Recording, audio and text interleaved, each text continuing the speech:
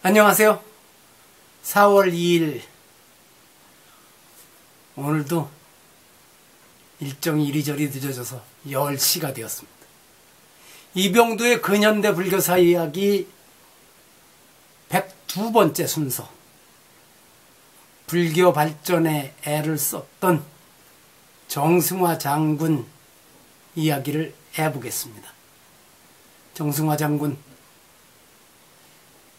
글쎄요, 불운했다고 해야 할까요? 참 여러가지 안타까운 마음이 이야기를 시작하기도 전에 가슴을 누릅니다. 여러 차례 이미 말씀드렸듯이 이승만 정권은 1951년부터 개신교와 천주교에만 군종장교 제도를 허용하고, 당시 신도 숫자로서는 최대 종교였던 불교의 진입을 원천 봉쇄하였습니다. 5.16 쿠데타로 집권한 박정희 정권에서도 이 장애물은 치워지지 않고 있었습니다. 이 어려움이 풀리게 된 것은, 이것도 며칠 전에도 말씀드렸습니다만, 역설적이게도 베트남 전쟁 참전에 따른 정부와 군의 요구가 있어서였습니다. 그러나 이런 외부 요인 말고 불교계의 군종장교 제도 진입과 군대 내 포교를 위해 애쓰던 인사가 많았던 것은 사실입니다. 그동안 스님들이나 덕산 이한성가사 등등의 노력에 대해서는 몇 차례 말씀을 드렸기 때문에 오늘은 정승화 장군 이야기만 하겠습니다.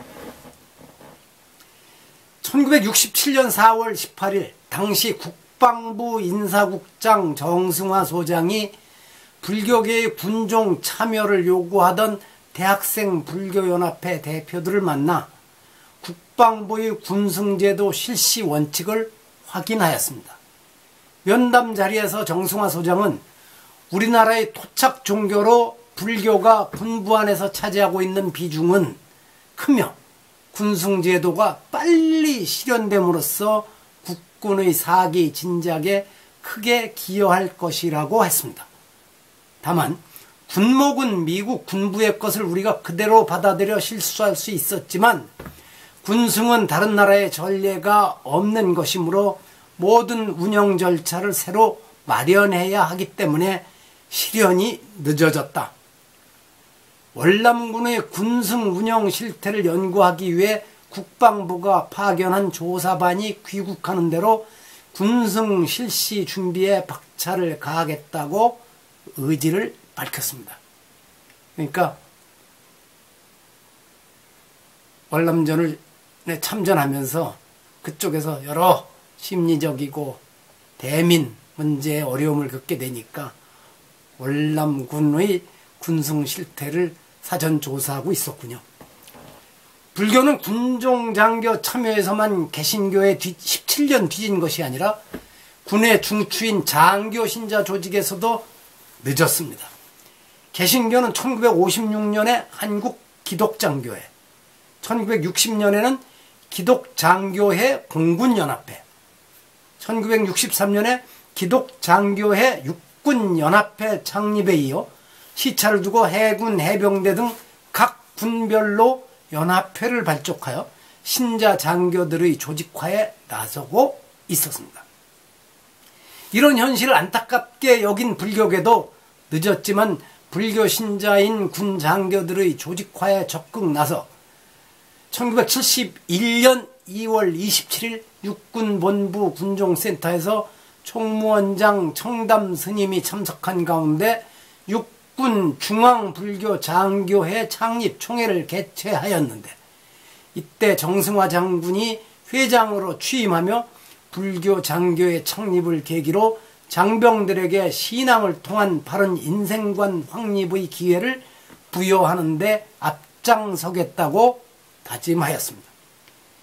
이렇게 군 불교 발전에 기여한 그는 육군 참모총장으로 재임 중이던 1979년 12월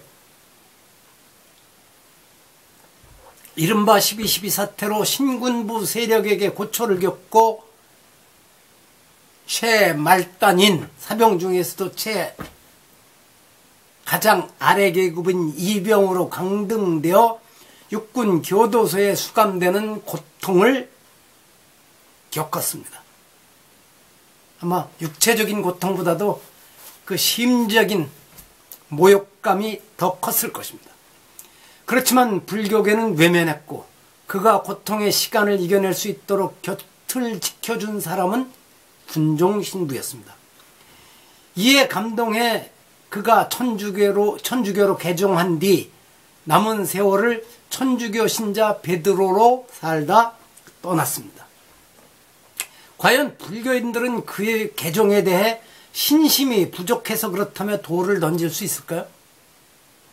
옆에 보이는 사진은 1977년 5월 25일 부처님 오신 날을 맞아 육군사관학과에서 열린 봉축법회에 함께한 당시 육사교장 정승화 장군과 부인의 모습입니다. 많은 불교인들이 외면할 때에도 다행히 이때 1977년 당시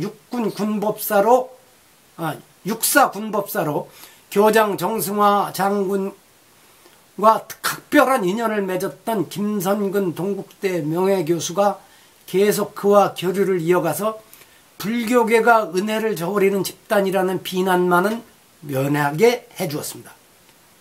몇 해 전 이 이야기를 법보신문에 게재했을 때 김선근 선생님이 제가 전화를 걸어서 정승화 장군 이야기를 세상 사람들에게 알려주어 고맙다며 울먹이던 기억이 납니다. 진짜 울먹였습니다. 이제 투병 중인 김선근 선생이 쾌차하여 그 순수한 얼굴을 보여주게 되기를 기도합니다.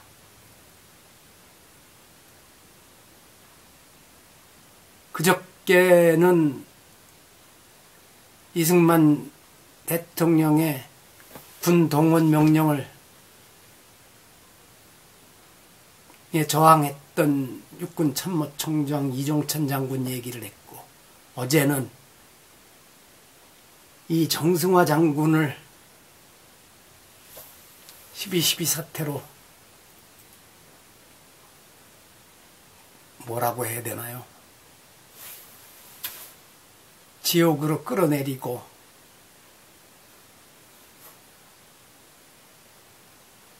그랬던 전두환 이야기를 했는데, 오늘 이어서 또 정승화 장군 이야기를 하려니까 생각이, 느낌이 묘합니다. 여기서 마칩니다. 들어주셔서 감사합니다.